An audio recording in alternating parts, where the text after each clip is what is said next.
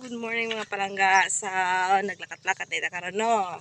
Nangita mig isda kay wala may sudan. And siya, I am with my dogs again. Tumiya to sa punta. Ayan, so ayan na. Nindot kayo kung nag-ulan na kay green na ang palibot. Diba?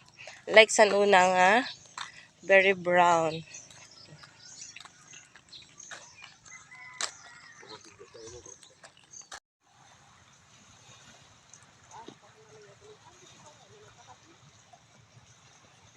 Ada paguro.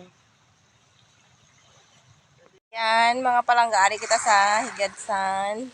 Bye-bye. Napakaganda. Sarap sana maligo. Kaso kahit di mo ko kamaamulang mo yung mga palangga. Ayan. Di ka maamulang. Tamang ano lang, tamang babad lang sa tiil. Diba? Pero sa San Juan, maligo mini kuya. Ako to siyang daloon. Kaya para at least makakuan man siya ba? Makababad man siya sa dagat. Pero habo niya nga ako iya kauban. Gusto niya iya kauban kay ay mga friendship. Na din mga bata no.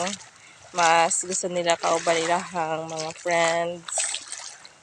Kay maka-enjoy man sila kung matilang kauban kay sa ilahang mama. Iniintindihan tama na kay sa una ina naman sa ka.